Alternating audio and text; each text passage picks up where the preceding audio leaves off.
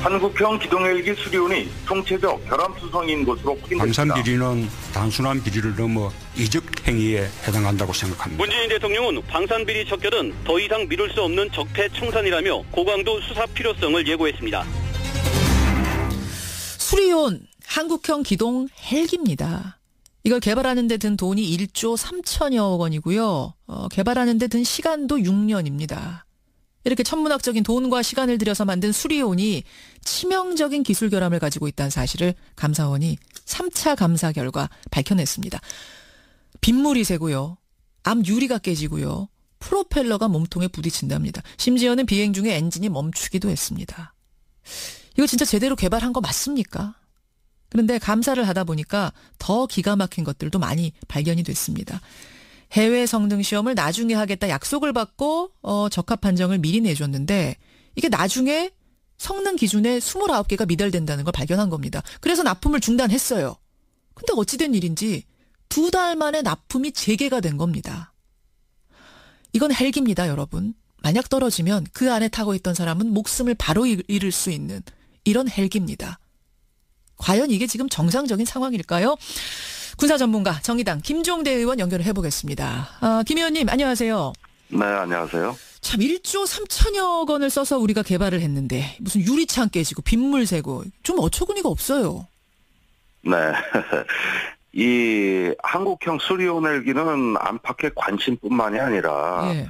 우리 그 한국군의 어떤 자존심이라고도 할 수 있는 무기체계입니다. 예. 이게 참여정부 때 체계 개발이 결정돼가지고 대표적인 한국의 명품 무기로 그동안 해왔고 수출까지 얘기했는다고 과대 포장됐단 말이죠. 수출까지도 우리는 할 수 있다 이랬던 거예요?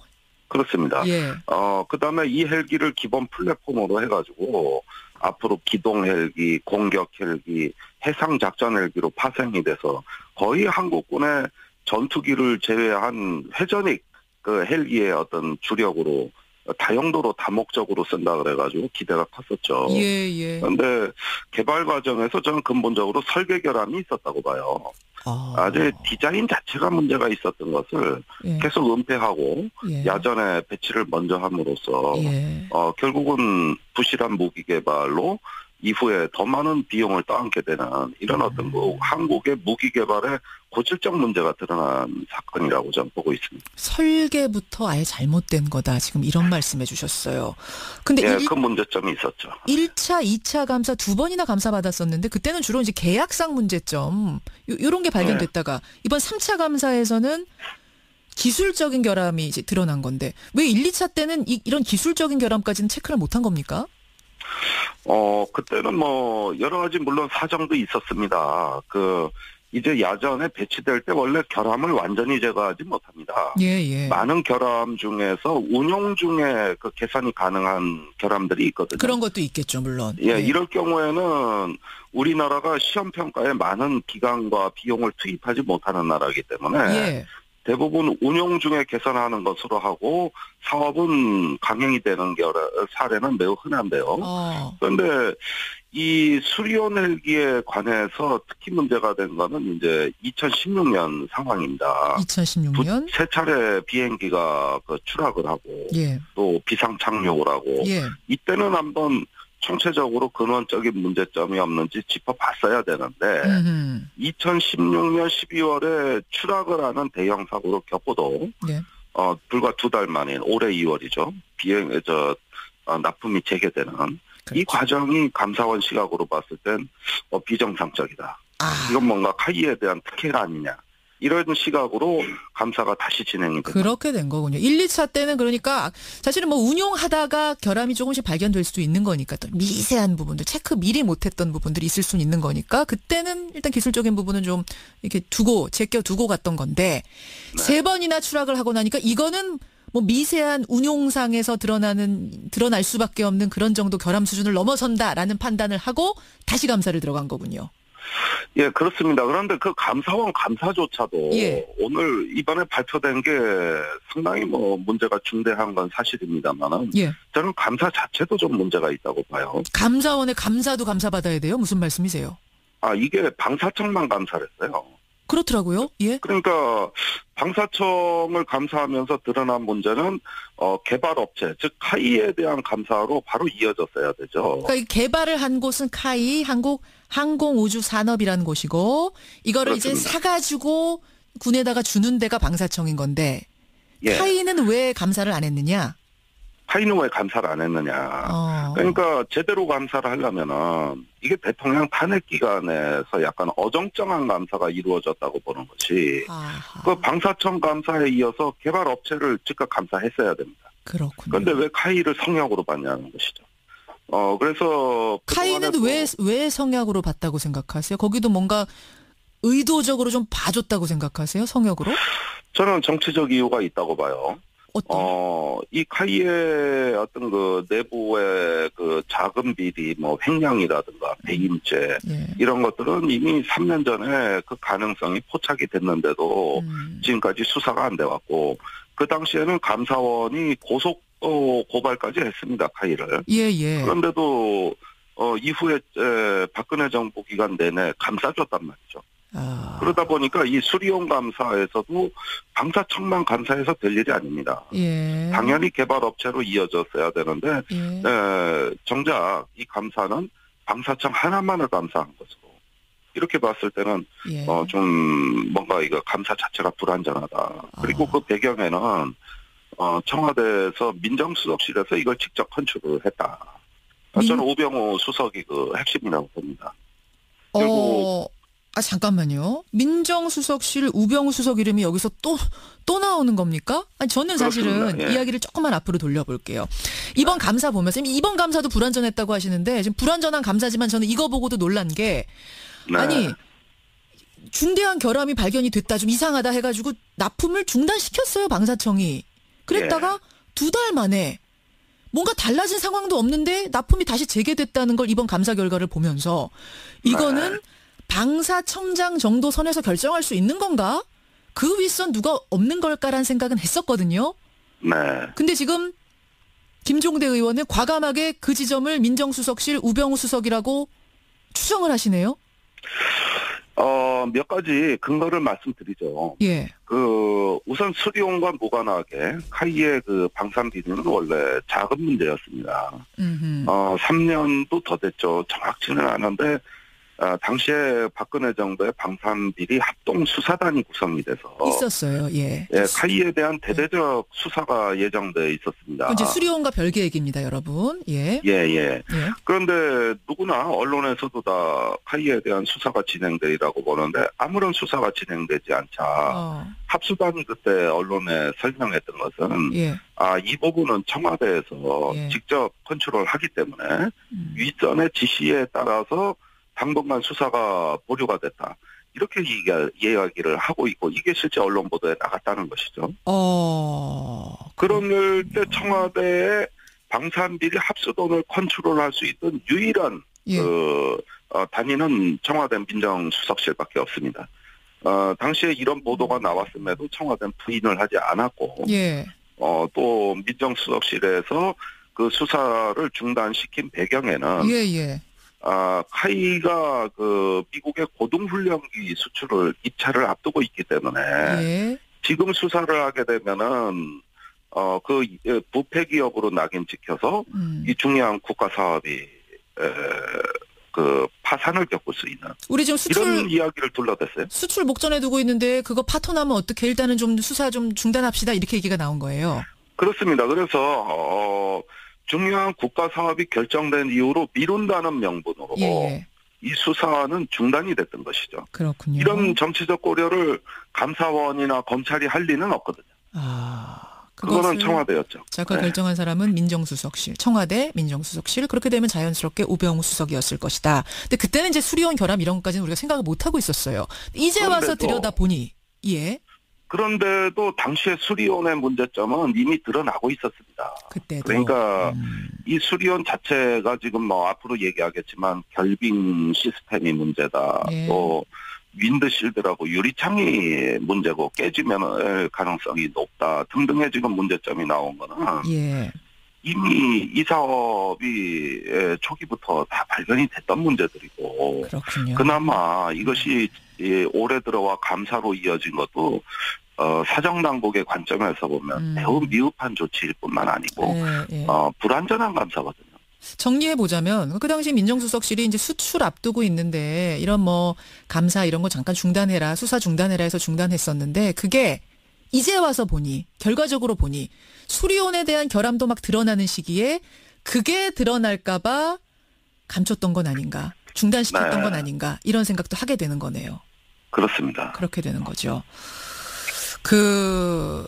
이 수리온도 수출 품목에 들어간다고 말씀하셨잖아요. 이 부분에 대해서 박근혜 대통령이 상당히 자부심을 가지고 있었다. 이건 역시도 이 수리온이 결함을 가지고 있음에도 계속 갈 수 있는 어떤 계기 중에 하나였다. 이 부분 동의하세요? 저는 이 결함을 해결할 의지가 방사청이나 개발업체인 카이에 굉장히 박약했다고 봅니다. 우선 납품 자체에 급급해가지고 누구 하나 이걸 총대를 메고 자금을 투입해서 이 결함을 해소해보겠다 이렇게 적극적으로 나서지 않은 가운데 단지 이 사업이 멈추면 수출에도 지장이 있고 앞으로 야전에 우리 군의 전력화에도 문제가 있다. 이렇게 돼서 2015년에 계속 그 결함을 깔아뭉개는 이런 현상이 반복되다가 결함에 대한 조치 없이 2016년 2월에 바로 납품이 재개됐던 사건입니다. 그러니까요. 그렇게 보면은 이런 시기에 이제 카이는 여러 가지 이미 다른 비리의 어떤 수사에 면책을 받고 있었던 그런 그 특권 의식이랄까 어떤 안일함 때문에 결국은 문제점이 해소되지 않고도 갈 수 있는 여건이 조성이 됐다고 보는 것이죠. 대통령의 어떤 우리 군의 액세서리처럼 수리온이 뭐 쓰였던 건 아닌가. 위신 세우기의 어떤 큰 상징처럼 수리온이 그렇기 때문에 더 건드리지 못했던 건 아닌가. 저는 뭐 그런 생각도 좀 드네요. 종합적으로 보니까. 재작년, 특히 작년에 그 박근혜 대통령이 사천의 카이를 직접 방문하지 않습니까? 그러면서 이제 T-50이라는 훈련기에 대해 우리의 금빛 나래가 드디어 창공을 날았다. 이거 뭐 앞으로 수출하면 500조 경제 효과가 있다. 그러면서 한뜻 체켜 세우고 또 수리온은 한국의 그 국방 연구 개발의 결정체다. 그러면서 이 문제가 된 헬기에 대해서도 굉장히 칭송을 아끼지 않는단 말이죠. 그래서 이걸 뭐 신성장 동력이라고도 했고 창조 경제의 핵심 성공 사례라고도 했고 뭐 좋은 말은 대통령이 와서 다 갖다 붙이는 상황인데. 그런데 이걸 누가 아닙니다. 문제 있습니다. 이 말을 누가 하겠습니까? 그리고 왜 이렇게 미완성의 무기에 대해 가지고 유독 박근혜 대통령의 찬사가 쏟아졌느냐. 그리고 그런 어떤 그 개발 중인 무기 체계에 대해서 이렇게 과도한 대통령의 힘 실어주기 같은 경우는 상당히 정치적 이유가 있는 거거든요. 바로 그 지점까지 이번 감사에 그치지 않고 수사가 이루어져야 되는 게 아닌가, 우리가 이렇게 정리를 해보겠습니다. 김종대 의원님 오늘 고맙습니다. 네, 감사합니다. 국방정무관세요. 정의당 김종대 의원이었습니다. 미세한 부분들, 체크 미리 못했던 부분들이 있을 수는 있는 거니까 그때는 일단 기술적인 부분은 좀 이렇게 제껴두고 갔던 건데 세 번이나 추락을 하고 나니까 이거는 뭐 미세한 운용상에서 드러날 수밖에 없는 그런 정도 결함 수준을 넘어선다라는 판단을 하고 다시 감사를 들어간 거군요. 그렇습니다. 그런데 그 감사원 감사조차도 오늘 이번에 발표된 게 상당히 뭐 문제가 중대한 건 사실입니다만은 저는 감사 자체도 좀 문제가 있다고 봐요. 감사원의 감사도 감사받아야 돼요? 무슨 말씀이세요? 이게 방사청만 감사를 했어요. 그렇더라고요.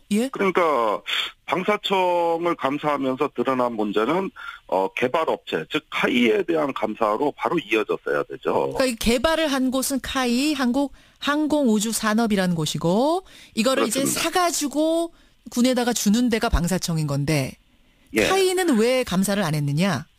카이는 왜 감사를 안 했느냐. 그러니까 제대로 감사를 하려면은 이게 대통령 탄핵 기간이 돼서 거의 한국군의 전투기를 제외한 회전익 그 헬기의 어떤 주력으로 다용도로 다목적으로 쓴다 그래가지고 기대가 컸었죠. 그런데 개발 과정에서 저는 근본적으로 설계 결함이 있었다고 봐요.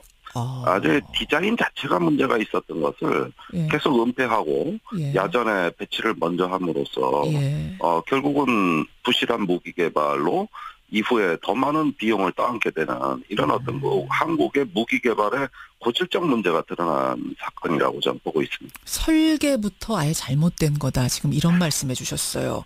근데 예, 그 문제점이 있었죠. 1차, 2차 감사 두 번이나 감사받았었는데 그때는 주로 이제 계약상 문제점 요런 게 발견됐다가 이번 3차 감사에서는 기술적인 결함이 이제 드러난 건데 왜 1, 2차 때는 이런 기술적인 결함까지는 체크를 못한 겁니까?